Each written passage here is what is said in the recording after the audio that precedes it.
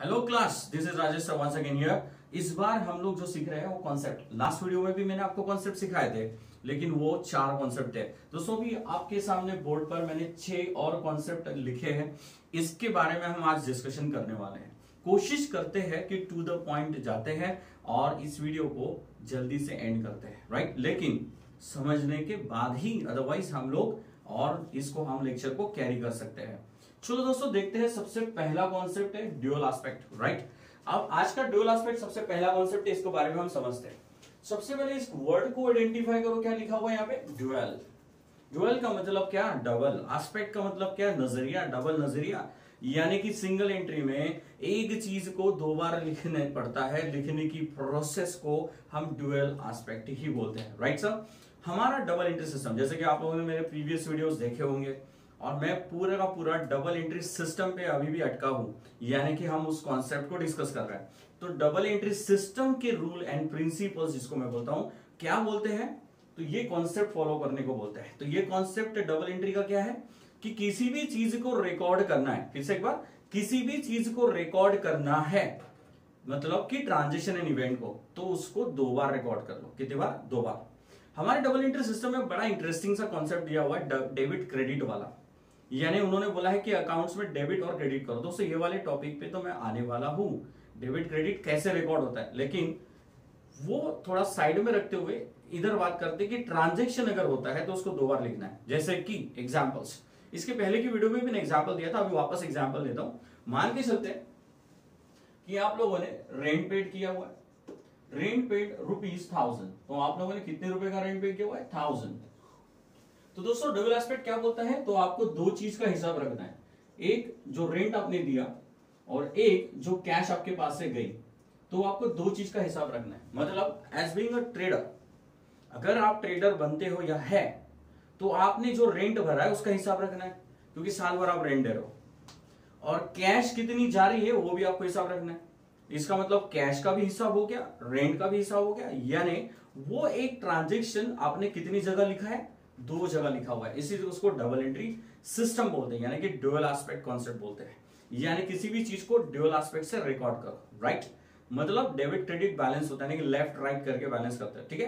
दोस्तों एक dual aspect concept के अंदर एक खूबसूरत सा फार्मूला है, उसके ऊपर हम बात कर लेते हैं, नहीं तो ये अधूरी चीज रह जाएगी ड्यूअल एस्पेक्ट की। दोस्तों ड्यूअल एस्पेक्ट के अंदर में एक फार्मूला क्या है, तो आपको मैं समझा दूं। असेट में से अगर मैं लायबिलिटी माइनस करता हूं तो हमको कैपिटल मिलता है। तो दोस्तों ये है ड्यूअल एस्पेक्ट का एक फार्मूला।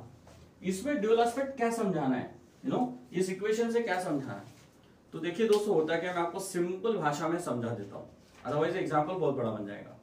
किसी भी व्यापारी को बिजनेस स्टार्ट करना है तो पहले क्या करेगा, वो पैसे लेके आएगा या गुड्स लेके आएगा और असेट भी लेके आएगा और बिजनेस शुरू करेगा। मान लेते हैं कि व्यापारी ने 10 लाख से बिजनेस शुरू किया, तो 10 लाख रुपए वो बिजनेस में लगाएगा। इसका मतलब बिजनेस में 10 लाख को 2 एंगल से दिखाना है।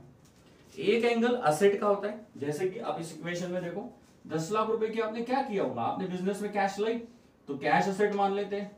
या फिर 10 लाख रुपए में से आपने फर्नीचर खरीदा होगा बिजनेस के लिए, या कोई और असेट खरीदी होगी, गुड्स खरीदे होंगे अपने बिजनेस के लिए, तो आपकी बिजनेस की वो क्या बन गई, असेट बन गई। उसको लायबिलिटी नहीं बोल सकते, क्योंकि ये तो आपका ही पैसा है, आपने लाया हुआ है। बिजनेस की लायबिलिटी है, लेकिन वो कैपिटल के नाम से होती है, बाहर से नहीं लाया आपने, इसलिए बाहर वाली लायबिलिटी तो नहीं बनती है, इसलिए यहां पर कुछ नहीं आता। और ड्यूअल एस्पेक्ट बोलता है कि आपको उसको कैपिटल के नाम से भी रिकॉर्ड करना है, क्योंकि वो तो आपका ही पैसा है, व्यापारी का पैसा है जो व्यापार में उसने लगाया हुआ है, तो वो कैपिटल के बराबर आपकी एसेट दिख रही है। यानी आपने 2 तरह से रिकॉर्ड कर दिया इसको, कैपिटल के नाम से भी, क्योंकि वो ओनर यानी कि आपका पैसा, आपने कितना लगाया आपको हिसाब रहना चाहिए, इस वजह से आपका अकाउंट बन गया, यानी कि ओनर का अकाउंट बन गया, ओनर का यानी कि कैपिटल का अकाउंट बन गया। और यही 10 लाख रुपए आपने किस फॉर्मेट में रखे हैं ऐसे बिजनेस में, असेट के फॉर्मेट में। हो सकता है कि आपने बिजनेस में इससे गुड्स खरीदी हो, मशीन खरीदी हो, फर्नीचर खरीदा हो, या मल्टीपल कोई भी असेट आपने खरीदी हो, ये सबको मिला के टोटल ओवरऑल 10 लाख रुपए आपके बिजनेस में रिकॉर्ड हुआ। यानी 10 लाख एज ए कैपिटल और 10 lakh as an asset, dual aspect.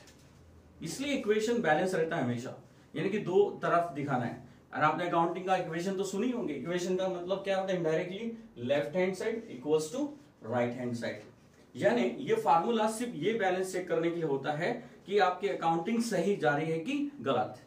तो left hand side must be equal to the right hand side always. तो ये है ड्यूअल एस्पेक्ट का मतलब मंत्र, I can tell you about it.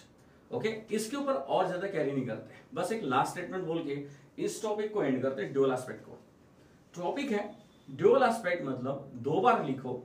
दो बार किसको लिखो? तो ट्रांजिशन एंड इवेंट को लिखो।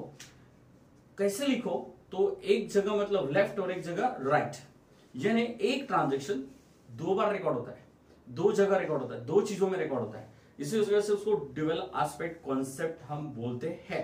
यानी कि अगर आपने ये फॉलो किया तो समझ जाना आप डबल एंट्री सिस्टम सही फॉलो कर रहे हो। ओके, चलो दोस्तों अब आते हैं नेक्स्ट वाले कॉन्सेप्ट पे। नेक्स्ट कॉन्सेप्ट है गोइंग कॉन्सर्न। अब इसको कैसे डील करेंगे गोइंग कॉन्सर्न को?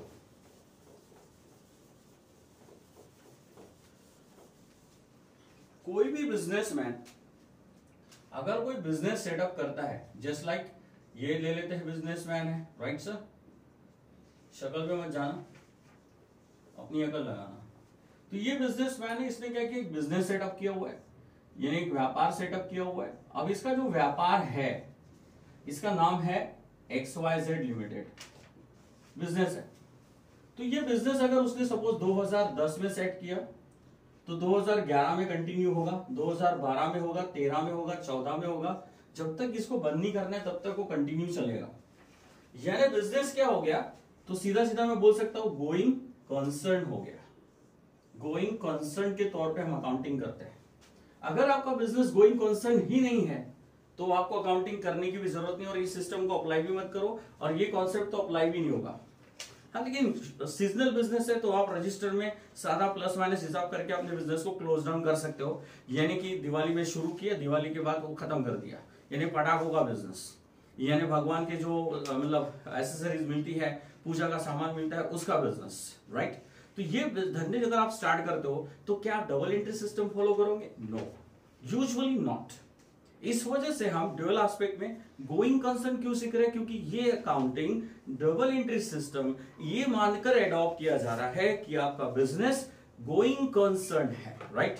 लेकिन इसकी अप्लीकेबिलिटी यानी कि इसको कैसे अप्लाई करेंगे, कहां अप्लाई होगा, ये जान लेते हैं या जानना जरूरी है। तो दोस्तों देखो, मैं आपको समझाता हूं। अगर मेरी कोचिंग क्लास लास्ट ईयर यानी 2019 मेरी कोचिंग क्लास में फर्नीचर था, एसी थी, टेबल थे, मतलब बहुत सारी किताबें थी, बहुत सारी एसेट थी। 2020 में अभी हमने हमारी क्लास को कैरी फॉरवर्ड कर दिए, तो हमारे अकाउंट जो लास्ट ईयर बन गए थे, जिसकी रिपोर्ट कंप्लीट हो चुकी थी, तो आज 2020 में आने के बाद नए रिकॉर्ड्स बनाने पड़ेंगे, यानी कि नए रिपोर्ट्स बनानी पड़ेगी इस साल के लिए। तो क्या हम हमारा पुराना फर्नीचर, पुरानी एसी, पुराना टेबल, पुरानी किताबें छोड़ दे? नो, बिजनेस तो कैरी हो रहा है ना, गोइंग कंसर्न। तो सारी एसेट्स को कैरी करो और जो लायबिलिटी पेंडिंग थी उसको भी कैरी करो। दिस इज व्हाट वी से द गोइंग कंसर्न। यहां अप्लाई हो रहा है गोइंग कंसर्न। यानी व्यापार जैसे जैसे आगे कंटिन्यू होता है तो बिजनेस की जो एसेट्स और लायबिलिटी, फिर से सुनिए अच्छे से, बिजनेस की एसेट्स और लायबिलिटी कैरी होती है, एक्सपेंस और इनकम कैरी नहीं होते। ओके, तो एसेट, प्रॉपर्टीज, लायबिलिटी जो देना है वो अगले साल आप कैरी करोगे। तो इसका मतलब हो रहा है कि आप डबल एंट्री सिस्टम का कॉन्सेप्ट फॉलो कर रहे हो, गोइंग कंसर्न वाला। Got it? तो दोस्तों उम्मीद कर रहा हूं आपको ये वाला भी कॉन्सेप्ट क्लियर हो गया होगा। चलो आते तीसरे कॉन्सेप्ट के ऊपर।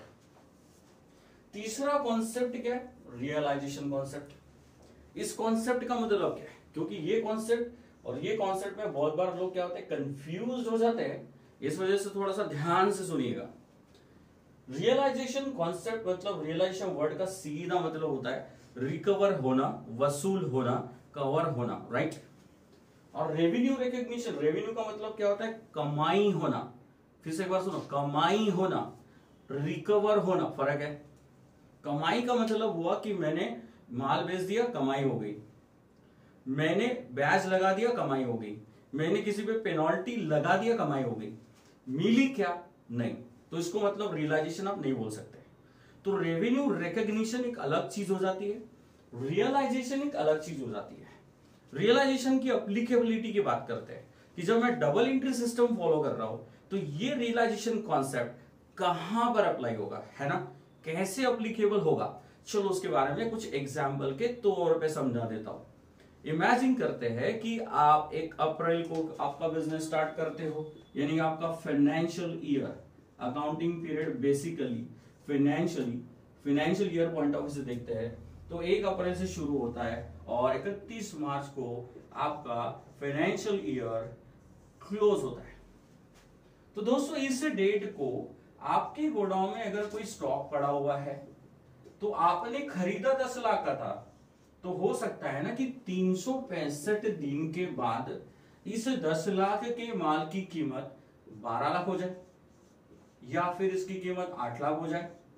अब भाई जिसका व्यापार है उसको पूछो, गेहूं चावल वालों को पूछो, सोने के व्यापारियों को पूछो या फिर किसी को भी पूछो, उनके स्टॉक की कीमत बढ़ती और घटते रहती है। तो हम लोग ये प्रिंसिपल जो है एक जगह अप्लाई करते हैं। अगर 31 मार्च को मैं मेरा स्टॉक 10 लाख से एसेट पे लिख दूं तो क्या होगा, मतलब अकाउंटिंग का मिस रिप्रेजेंटेशन हो गया। तो मुझे क्या करना चाहिए फिर ऐसे वक्त, जिस वैल्यू से वो रियलाइजेबल है, फिर से सुन लो मैंने क्या बोला, जिस वैल्यू से वो रियलाइजेबल है उस वैल्यू से उसको डिस्क्लोज करते हैं अकाउंट में। तो इसका मतलब आप अकाउंटिंग सिस्टम सही फॉलो कर रहे हो। अदरवाइज जो वैल्यू रियलाइज्ड होने वाली है और आप लिख कुछ और वैल्यू पे रहे हो तो आपकी अकाउंटिंग रॉन्ग है। तो उसको करेक्ट करना है तो रियलाइजेशन कॉन्सेप्ट को फॉलो करो। दोस्तों एक और चीज, ये जो कॉन्सेप्ट है ना असेट्स पे अप्लाई होता है। फिर से सुनो मैंने क्या बोला, असेट्स के वैल्यूएशन के लिए अप्लाई किया जाता है इसको। जैसे ये स्टॉक की बात किया मैंने, हमारे अकाउंट में हम एक कॉन्सेप्ट लगाते हैं, यानी कि स्टॉक के बारे में होता है विच एवर इज लेस, यानी 2 वैल्यू है तो लोअर वैल्यू लेते हैं। क्या मान कर लेते हैं, तो यहां पर एक साथ 2 प्रिंसिपल की एप्लीकेशन होती है। एक कंजर्वेटिज्म कि हम लोगों ने कम अमाउंट पे रिकॉर्ड किया, विच एवर इज लेस। दूसरा कॉन्सेप्ट कि मान लेते हैं कि कम से कम इतनी अमाउंट में वो रियलाइज होने वाला है। यस और no, this is what the realization concept हम बोलते हैं। मैंने बीच में एक सीपीटी में कुछ कोर्सेज पढ़ा रहा था, उस बुक के अंदर में अगर आप मल्टीपल चॉइस क्वेश्चन देखते हो तो आप जब स्टार्टिंग का चैप्टर, इन्वेंट्री वाला चैप्टर अगर आप पढ़ेंगे तो उसमें कहीं तो भी आपको एक क्वेश्चन दिखेगा, सीए की बुक की बात कर रहा हूं मैं, स्टॉक की वैल्यूज दी है, उसमें क्वेश्चन पूछा गया 2 वैल्यूज है, कौन सी वैल्यू लिखोगे, विच एवर इज लेस, यानी रियलाइजेशन कॉन्सेप्ट की एप्लीकेबिलिटी है। यस और नो, असेट बहुत बार असेट 1 लाख की है 5 लाख हो जाती है, मार्केट वैल्यू उसकी बढ़ जाती है। तो हम दोस्तों कभी कभी मार्केट वैल्यू पे भी लिख देते हैं उस असेट को, क्योंकि रियलाइजेशन कॉन्सेप्ट। बोलेंगे सर यहाँ तो विच एवर इज लेस नहीं बोला आपने, यहाँ तो हाई बोल दिया। दोस्तों फिर से बता रहा हूं, विच एवर इज लेस यानी कि ये स्टॉक जैसी चीजों के लिए है, असेट है असेट। और जिन चीजों का हम रिवैल्यूएशन करते हैं, असेट की वैल्यू अगर इंक्रीज होते हुए दिख रही है और कंफर्म है कि आपको वैल्यू रिकवर होने के चांसेस है, तो फिर आप उस वैल्यू पे भी दिखा सकते हो by giving disclosures, by giving disclosures. You got it. चलो ये भी कॉन्सेप्ट मैंने आपको समझा दिया, फिर से एक बार रिकॉल। असेट पे अप्लाई होगा, किस पे अप्लाई होगा, असेट पे। क्या मानकर अप्लाई होगा, इतनी वैल्यू रिकवर होने वाली है, that is what is a realization concept. अब आते हैं दोस्तों नेक्स्ट कॉन्सेप्ट पे। नेक्स्ट कॉन्सेप्ट क्या है, रेवेन्यू कॉन्सेप्ट है। ठीक है, पहले तो रेवेन्यू वर्ड को समझ लेंगे तो कॉन्सेप्ट भी समझ में आ जाएगा। रेवेन्यू यानी 2 एंगल से हम देख सकते हैं। एक एंगल तो लोग पकड़ लेते हैं कि रेवेन्यू यानी इनकम ही होती है, वो एंगल यहां पे गलत है। रेवेन्यू का मतलब यहां पर रेगुलर नेचर का आइटम होता है, जिसको मैं शॉर्ट एंड सिंपल बोलूं तो ये कभी आपके एक्सपेंस पे भी अप्लाई होगा और आपकी इनकम पे। कभी नहीं बोल सकते 100% हर बार। यानी रेवेन्यू पॉइंट ऑफ व्यू से सोचते हैं, यानी कि regular nature point of view से सोचते हैं, तो कोई भी चीज अगर इंकर्ड होती है, इंकर्ड का मतलब अकाउंटिंग में क्या होता है, कोई भी चीज का चार्ज हो जाना, क्रिएट हो जाना, या वो चीज अगर रिसीवेबल हो जाती है यानी कि मिलने वाली पोजीशन में आ जाती है, तो उसको हम रेवेन्यू बोलते हैं। चलो कुछ एग्जांपल देता हूं। एक कस्टमर आया, 1 लाख का माल लेके गया, बोले पैसा 2 महीने बाद दूंगा। सेल आज हो गया, मैंने एग्री कर लिया, मैंने बोला इट्स ओके डन, तो मैं मेरे बुक में वो सेल लिख दूंगा एज एन इनकम। क्यों ऐसा, क्योंकि double entry system accrual base पे चलती है। और accrual based and double entry system क्या बोलता है कि कोई रेवेन्यू अगर जनरेट, फिर से एक बार, कोई रेवेन्यू अगर जनरेट हुई है तो जनरेट हुई है इसका मतलब वो रेवेन्यू है, यानी हमारा अकाउंट बोलता है। मिले ना मिले वो दूर की बात है, बात की बात है, बाद में हम उसको एडजस्ट कर देंगे एज अ लॉस। लेकिन अगर वो आज जनरेट हो रही है तो इसका मतलब वो रेवेन्यू है, दैट्स डैम श्योर, उसको लिख दो यानी उसको एंटर कर दो। चलो दोस्तों, दूसरा, अगर 31 मार्च को बैंक मेरी मुझे इंटरेस्ट देती है, यानी हर उनका डेट फिक्स है, मान लेते हैं कि उस डेट को मुझे इंटरेस्ट देती है, तो उस डेट को मेरे अकाउंट में इंटरेस्ट उतना आ जाना चाहिए। अगर जनरेट हुआ है, मिला नहीं मिला दैट इज सेकेंडरी, लेकिन 31 तारीख के ड्यू डेट को मुझे इंटरेस्ट मिलने वाला है, तो इसका मतलब 31 की डेट को मैं क्या कर दूंगा, इंटरेस्ट की उतनी इनकम मेरे बुक में दिखा दूंगा।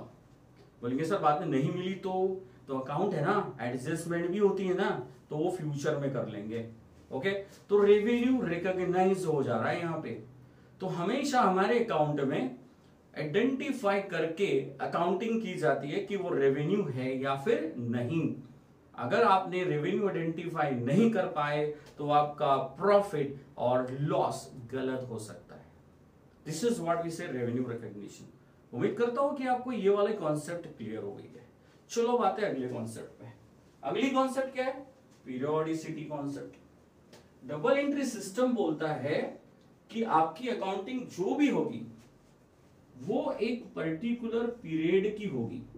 देखो बहुत सारे लोग यहाँ पे, पीरियोडिसिटी जो है ये किसी भी पीरियड का हो सकता है सर, यानी कॉन्सेप्ट ये बोलता है कि आप 2 महीने की भी अकाउंटिंग कर सकते हैं, आप 6 की भी कर सकते हैं, आप साल भर की भी कर सकते हैं। दोस्तों क्या कभी आपने ऐसा सुना है कि एक कंपनी ने अपनी क्वार्टरली रिजल्ट प्रेजेंट किए? सुना होगा, ये ऐसा नो, क्या है क्वार्टरली रिजल्ट? क्वार्टर में कितने महीने होते हैं? 3 महीने, राइट? अप्रैल मई जून, ये 3 महीने का एक क्वार्टर पकड़ लेते हैं। तो दोस्तों ये 3 महीने की अकाउंटिंग आप कर रहे हो, इसका मतलब क्या हुआ, पीरियोडिसिटी क्या हुआ, 1 अप्रैल से शुरू हुआ, अप्रैल मई और फिर जून को जाके एंड हो रहा है, यानी कि अप्रैल टू 30th ऑफ जून अगर मैं बात करूं तो 3 महीने के अंदर जो आपने ट्रांजेक्शन्स और इवेंट हुए हैं या किए हैं, तो समझ जाइए कि उतने ही ट्रांजेक्शन और इवेंट और उसी पीरियड के हम हमारे बुक पे रिकॉर्ड करेंगे, तो इसको बोलते हैं पीरियोडिसिटी।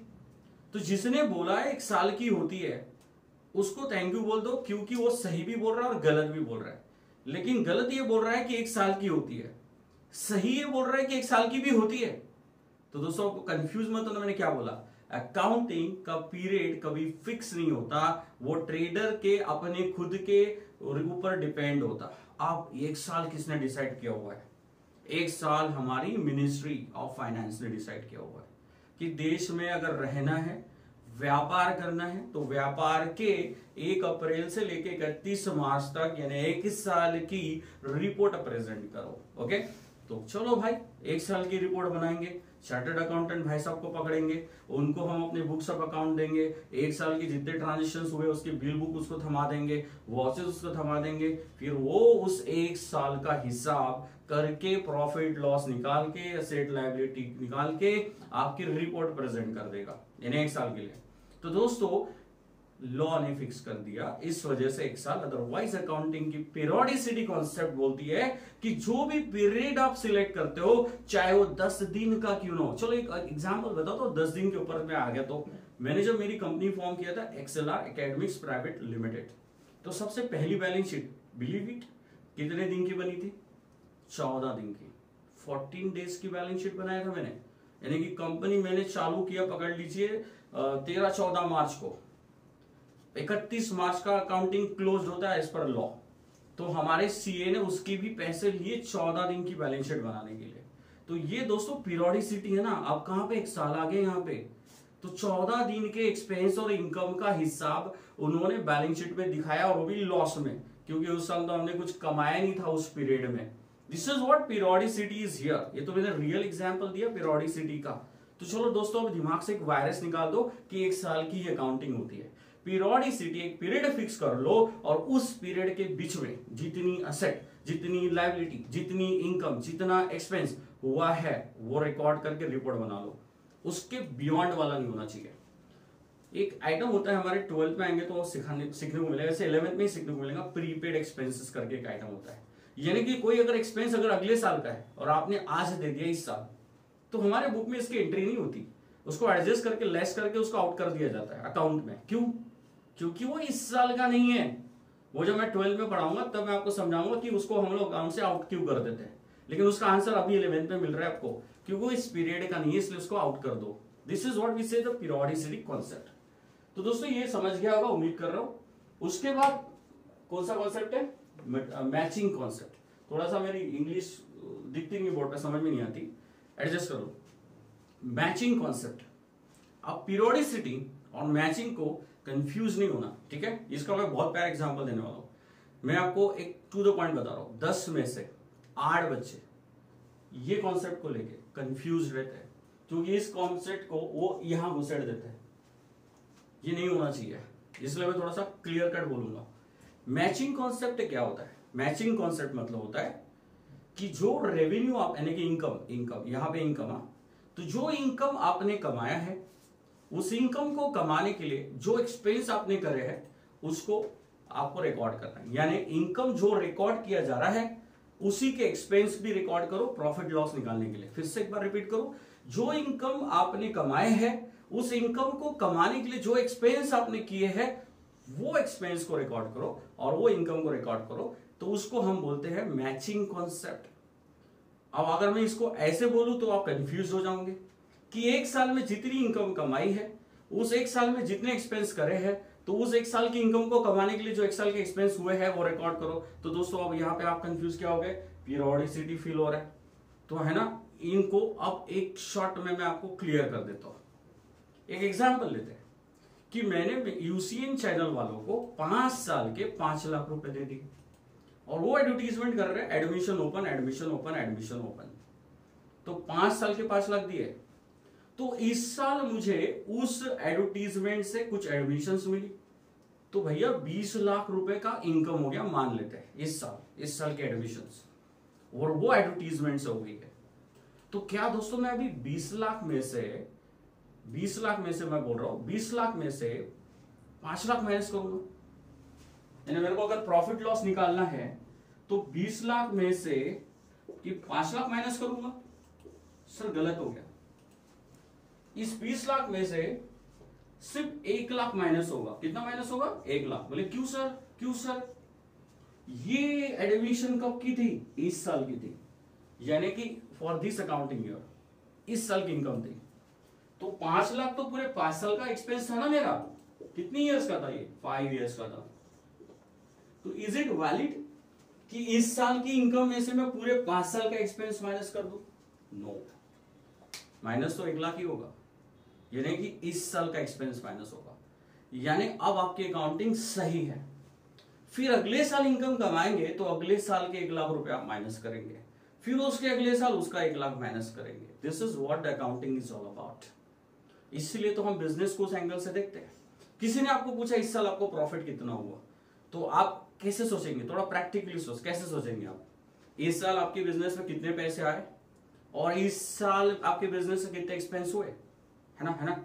फिर और साल को तरफ मत ध्यान दो, इनकम कितना हुआ इस साल और उसमें से एक्सपेंस कितना हुआ इस साल, तो फिर प्रॉफिट लॉस निकलेगा। यानी कि जो निकला हुआ प्रॉफिट है वो इसी साल का है। ये आप इतने कॉन्फिडेंस के साथ कैसे बोल सकते हो? क्योंकि जो इनकम आपने कमाई है उसको कमाने के लिए जो एक्सपेंस आपने करे हैं वही तो माइनस किए ना, तो इस साल का प्रॉफिट लॉस आ गया। समझ में आ गया? बस उसमें सहारा एक लिमिट डाल के किया जाता है पीरियड का।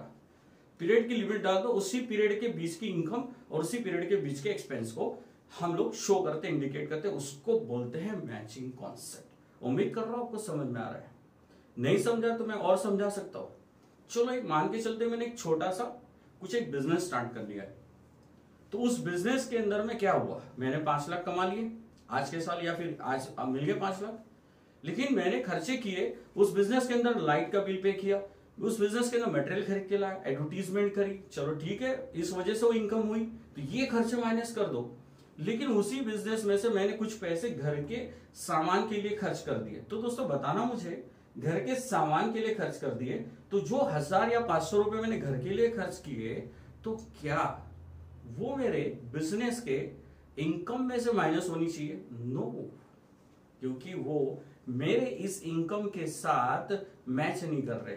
मैंने उस इनकम को कमाने के लिए 500 स्पेंड नहीं किए, 500 इधर घर के लिए स्पेंड कर दिए। ऐसा no, this is what matching concept is all about. कि जब भी आप अकाउंटिंग करो ना, कॉन्सेप्चुअली डबल एंट्री के कॉन्सेप्ट को फॉलो करो और आपकी अकाउंटिंग राइट साबित हो जाएगी।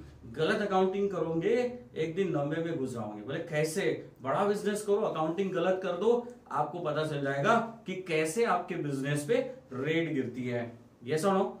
तो दोस्तों यहां पर मैं अपने ये लेक्चर अभी एंड कर रहा हूं। उम्मीद कर रहा हूं कि आपको ये सारे कॉन्सेप्ट क्लियर हो चुके हैं और ऐसे ही हम लोग अभी नेक्स्ट वीडियो में भी पढ़ने वाले हैं नए टॉपिक के साथ। So thank you here from Rajesh sir.